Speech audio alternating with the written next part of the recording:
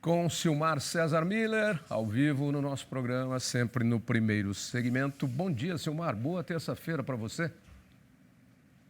Muito bom dia, Otávio. Uma boa terça-feira para todos nós. Bom, vamos começar aí por esse novo IGP-10 aí, porque ele corrige vários índices, vários indicativos no Brasil e ele tem tido uma alta constante aí nos últimos 12 meses, como dissemos, 31,16%, e aí o preço da gasolina já influenciando aí diretamente geral nessa alta do IGP-10 de fevereiro. Os índices continuam em alta e os preços subindo, a vida está custando mais caro.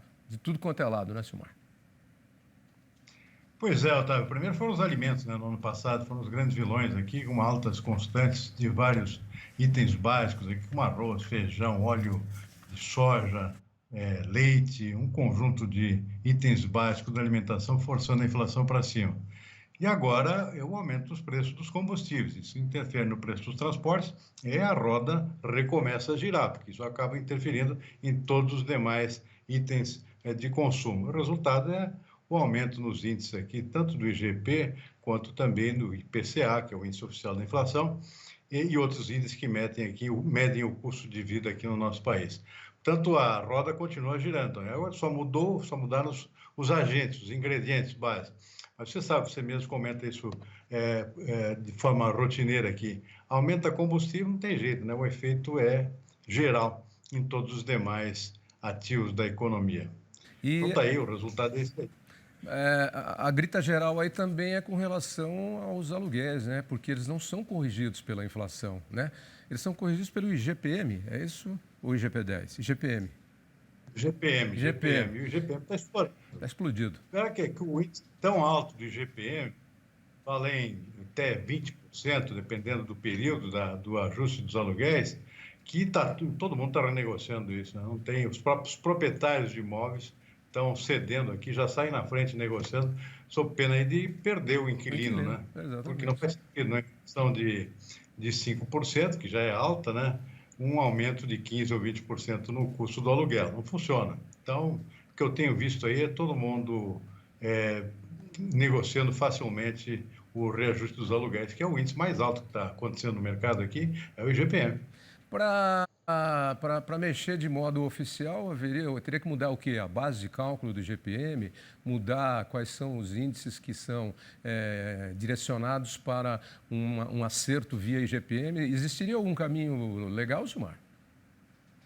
O IGPM é o índice clássico, né, para ajuste de aluguéis, né? Exatamente em função dessa distorção que está havendo, totalmente na contramão dos demais indicadores da economia, está havendo muita iniciativa dos próprios proprietários no sentido de trocar esse índice, se tornar mais flexível os contratos de aluguel. Isso tem acontecido bastante aqui nos últimos meses, em função exatamente dessa distorção que cresceu ao invés de diminuir nesses últimos meses. Depende, claro, de uma conversa entre inquilino e proprietário, né? Fundamental um acordo. Agora, quando o proprietário se torna intransigente, a gente vê o resultado como consequência, aí, por exemplo, de gente saindo de estabelecimento comercial para ir de um ponto para outro ponto, às vezes até próximo, pagando às vezes metade. De gente saindo de residência ou apartamento, mudando para outro.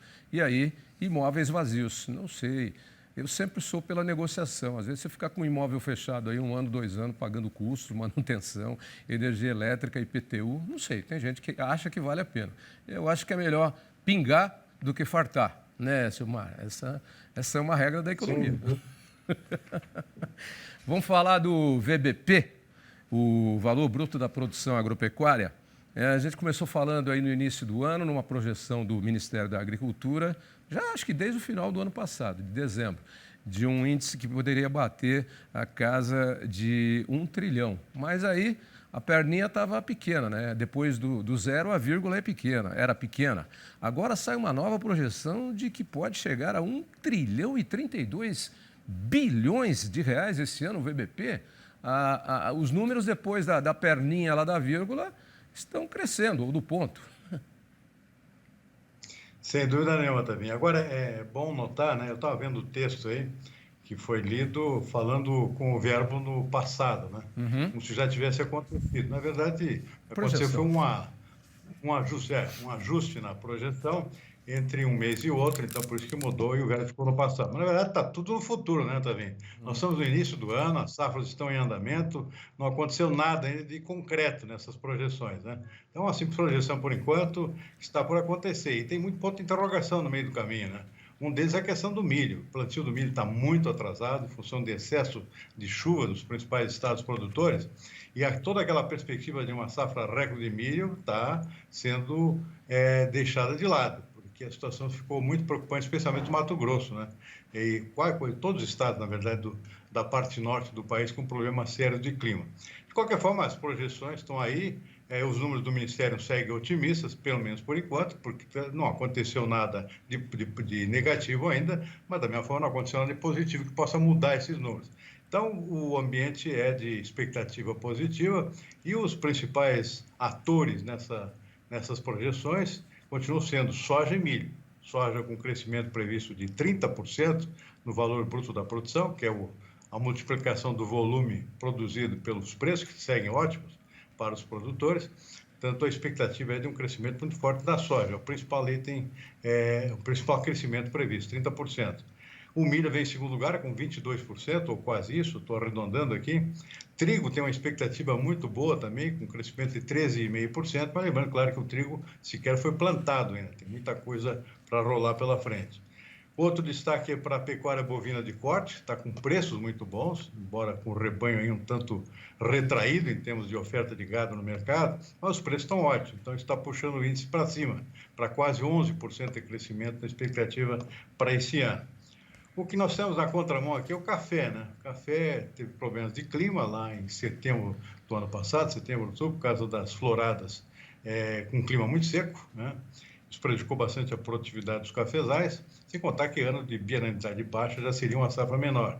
A perspectiva do Ministério é uma queda de 24% no valor bruto da produção. É o grande senão do ano. O resto ainda está por ser confirmado, por acontecer, e por enquanto a expectativa é otimista.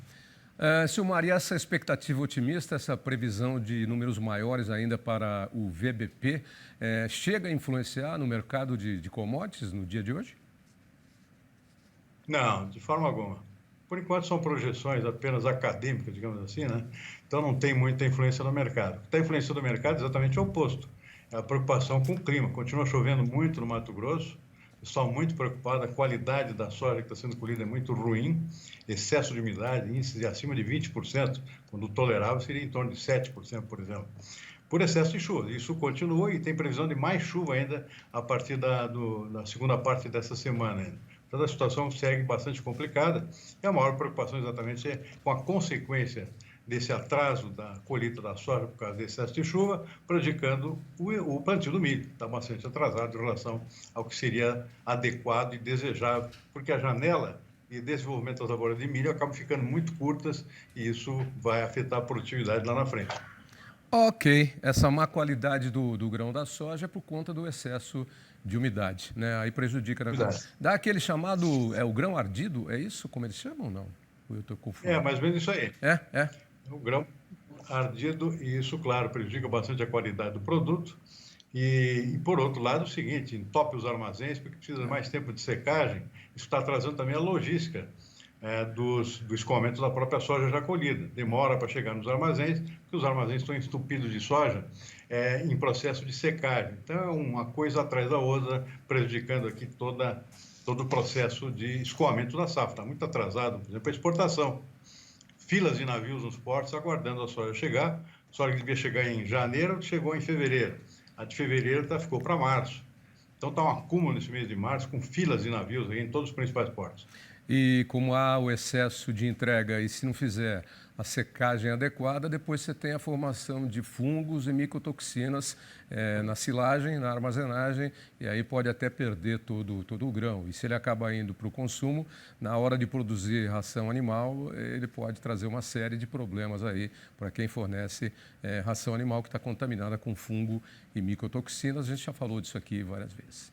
Ok, Silmar. E sem contar o desconto no preço para o produtor, né? É lógico.